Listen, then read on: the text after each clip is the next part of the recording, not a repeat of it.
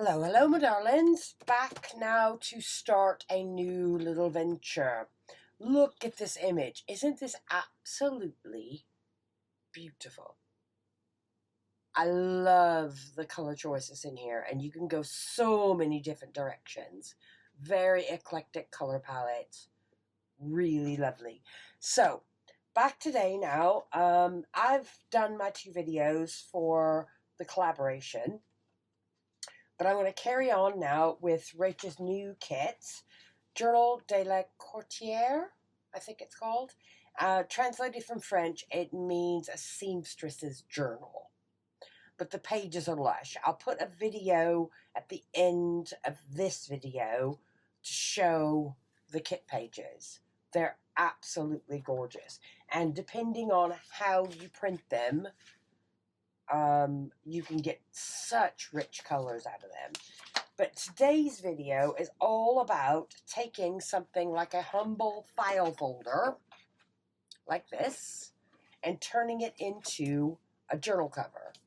So stick around, please, and you can muddle through with me as I work out how to turn one of those into a book cover. So I've got a front panel, front flap, front panel, and then I've gone through and made a rolling spine with 7 signatures, which I am planning on being a very eclectic mixed media kind of experience. So please stick around and leave me a like, comment, and any suggestions or ideas as well. So, thank you ever so much. Be back in a tick. Right, and this bit is just me cutting the base down and forming it for my little single cover. I'll pop this out of the way. So this is just a regular file folder, really common here in the UK, that flaps up like that, with an expandable flap under there. So I've undone the flaps. I want to flatten those out. And then I want to use, that's got an expandable bottom, but I don't want that as my spine. I want that fold as my spine. So that is going to be my center score, that factory one in there. So I just need to get this cut down to, I think I worked it out on an A4 piece of paper. I want, am I on camera here? Yes. I want it 9 high and 6.5 wide. So there's a little bit of wiggle room up and down, and a little bit of wiggle room along that open edge. So 9 by 6.5. This way. So let's have a go.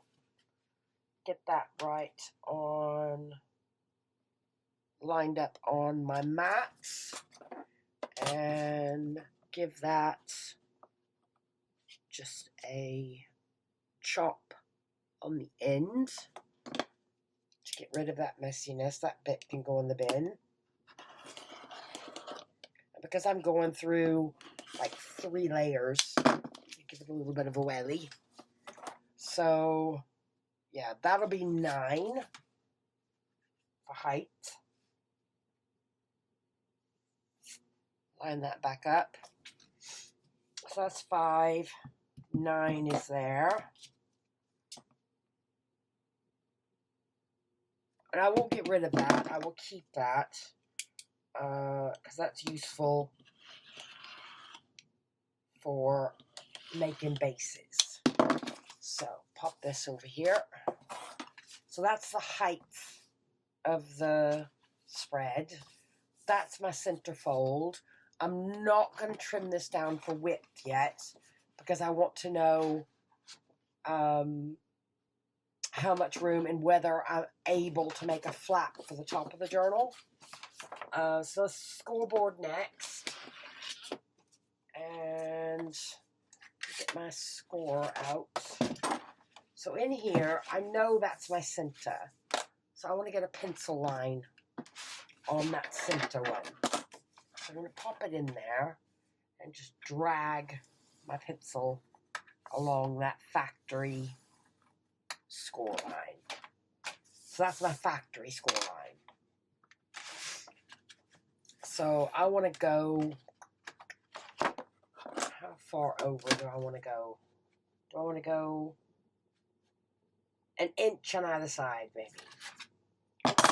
So to do that, that's not going to marry up to that edge there, but what I do want to marry up is I want to marry up that center factory score, and in this case, I'm going to line it up with 9. So I want score marks going this way over to 8, and score marks going this way over to 10 to create my rounded spine. So make sure that's bang on the 9, which is, I think it is. Maybe a little double check. That's 9. So every 1/4 of an inch going over. 3/4, half, and it is quite thick cardstock, so I am pushing down with a little bit of pressure over to 8. Stay pushed up against that top edge, and then again on the other side, 1/4 over, half over, half again, 3/4, and 10. And that should give me a nice rounded spine. Let's put this back in the bottom here. Let's have a look.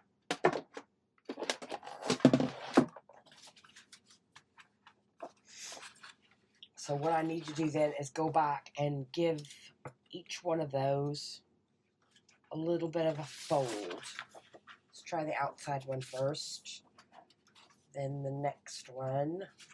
Is that going to be easier to do with a ruler, maybe? Yeah. Give that one a fold. Yes, that's better. I'm not going to score them with the bone folder, or should I? I've never quite made one like this before. This is a bit fiddly to film, isn't it? Yeah, let's give them a score. Where's that other bone folder going? There it is. And then the next one, give it a little bit of a score. And then the next one, come on, that way.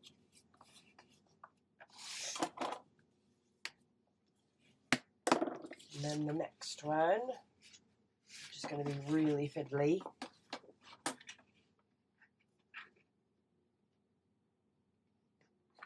Use my ruler to help me find that score line.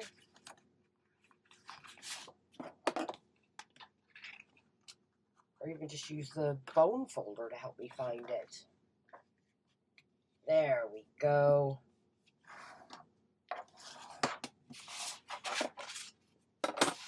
And then you've got your center.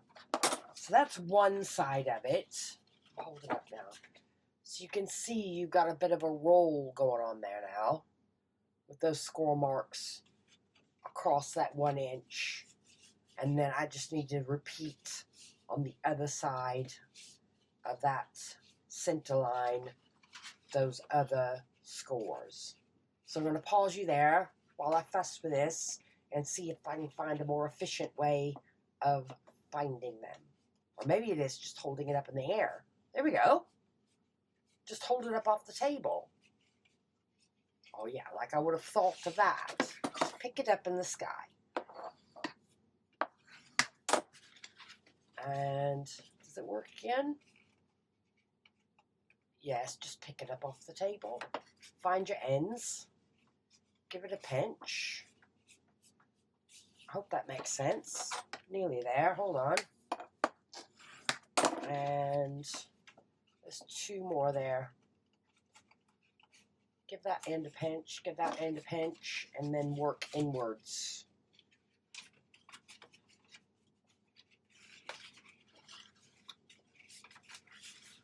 Yep. And score. And that last one can be done going that way. And score. So now I have that nice rolled spine, if you can see, with a center spine marked. So now I need to work out the depth of the pages, and I'm still in the process of printing pages off. So I'll be back. Right, still printing some pages. I haven't got to check the printer actually, but just wanted to jump back on to sort of explain my thinking. So if I've got an A5 journal, and of course I've left a bigger wiggle room on the top and bottom because I like to stagger the pages when I'm binding. There's a 2-inch sort of rolling spine on that side. But of course that gives you, only comes out to cover about that space. And if you've ever made a full book yourself, you know from experience they tend to grow that way as they're bound together. So I just wanted to explain my sort of clumsy thinking here. Within that spine, I've got 2 inches across. That first fold is going to be the fold at your front cover. That's my center fold, which is the factory fold in the file folder. That would be my back cover fold on there. And in between those, I've got 1/4-inch scores and 1/4-inch scores on this side of the center. So that leaves me 7, because I don't want to sew a signature into that edge that's the front cover, and I don't want a signature sewn into the edge of the back cover. So 1, 2, 3, 4, 5, 6, 7. So at the moment, my thinking is to sew 7 signatures of 2 or 3 pieces. Now, if I do 3 pieces, I can have 2 paper and 1 fabric. So 3 pieces into each one of those signatures is going to give me about 60 pages. And hopefully, with that flexible spine, it'll accommodate any bulk built up that way from adding pockets and tags and buttons and fabric and all the other ideas I got floating around in my head. So that's the idea. And that can always be accommodated for in a different way if I need to, or pages extended with fabric, lace, whatnot. That could technically be refolded if needed, but that I'm not going to trim this yet, because then as this fills up, I want to know what kind of flap cover that I can work out with. So I don't want to trim any of this off until I have a better idea.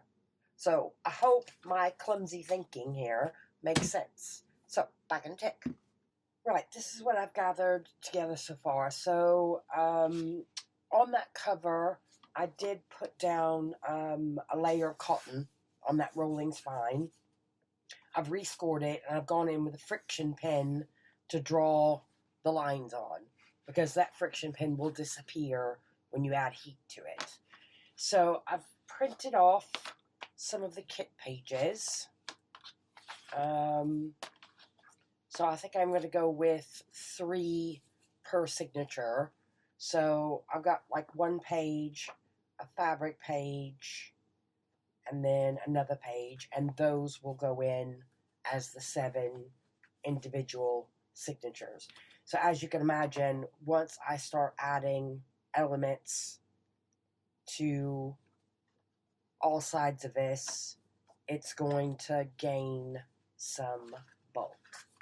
So there's 1, 2, and I love that the kit has got those darker color, the darker color ranges in it. And I gotta say, it's absolutely gorgeous. But I've got all mixed fabrics in there. I've been raiding my fabric store. I've actually pulled all my fabrics out and tried to reorganize them. So I've got those. Before I can decide about this cover, what I've done is I've cut plates down from card. So my back panel is from the edge of that rolling edge to that straight fold. And that's my back panel.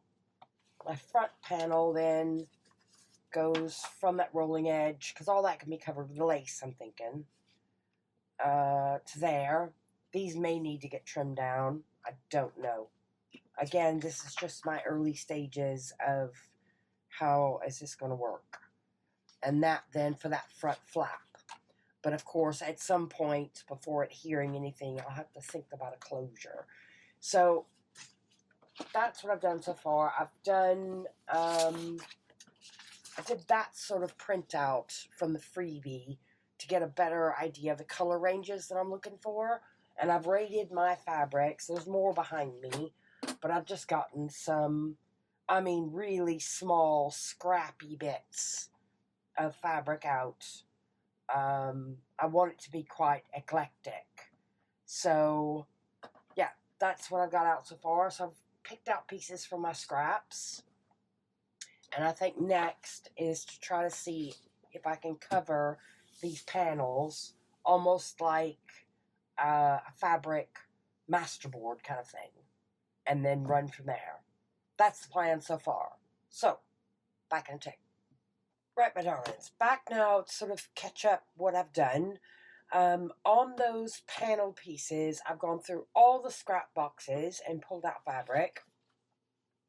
So I've, much like in Rach's first video for this week, which is, we're still on week 10 of mixed media. Rach did like masterboards out of fabric. So this is just the beginning stage. I'm nowhere near finished. I've just put some scrap fabrics down. Like I said, I want it to be quite eclectic. So I will continue to embellish these. It's just a matter of getting it down onto the card with a glue stick, leaving it dry, and then getting it run wonky through the sewing machine to make sure everything is down nice and secure. Lots of little frayed bits, but I'll deal with those towards the end. So I've done a piece for the front panel. I've done, and again, my machine, my sewing machine, Darling, her name is, went a little wonky there, but that's fine. That'll be hidden on the back. So I've done that as the front panel. And I believe I've shown you these, the 7 signatures. 2 pieces of the kit papers each, plus a piece of fabric. And then on the back, just as my machine bobbin ran out of thread, I started on that piece. So lots of mixed fabrics, some super thin from clothing, from scarves, some regular cotton, bit of denim, bit of velvet, bit of upholstery fabric. So all very, very different. This is, I believe, going to be a personal journal for me to work on. So all of this will continue to get embellished. Nice chunky laces to go on the edges. But to wrap this video up, a lot of this I'm probably going to do off camera, especially these fabric pages in here, because I just find I'm going to spend a lot of time on my sewing machine with these. So we'll see how it goes. But I've got those fabric pages times 7 to sort out next. And we'll see how this thing evolves. Because, of course, I can't secure anything until I work out the signatures, what's happening here, and how thick it's going to get, and some type of closure. So no, that's all for me for this one. So I hope you'll stick around and see how this thing evolves. And thank you ever so much for Rach. I've done my 2 videos for the 100 days of junk journal ideas.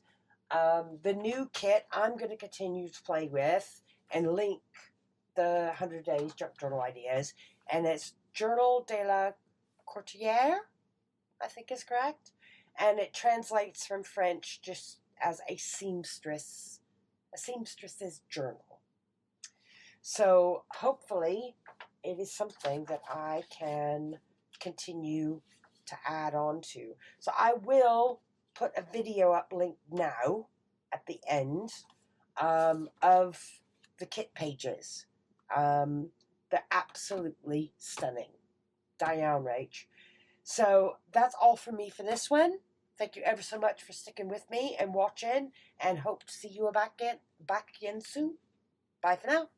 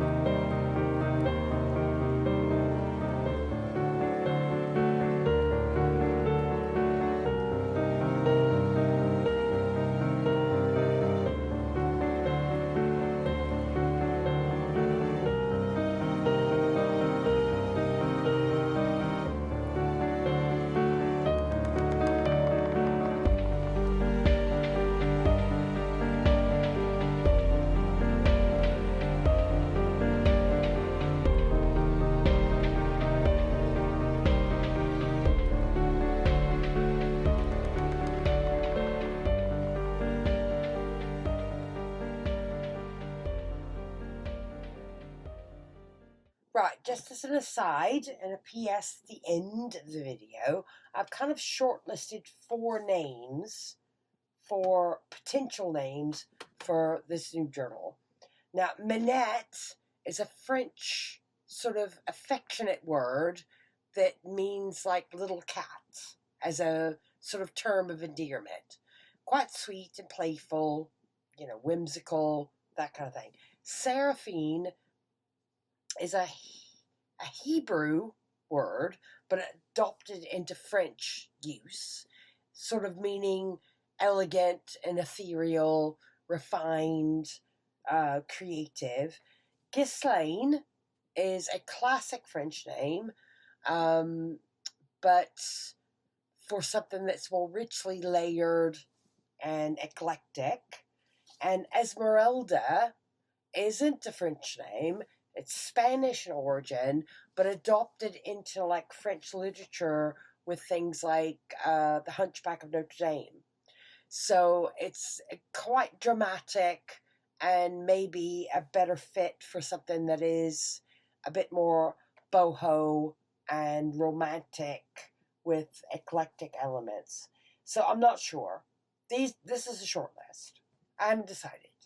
So, anybody still with me? Thoughts? Thank you, darlings. See you later.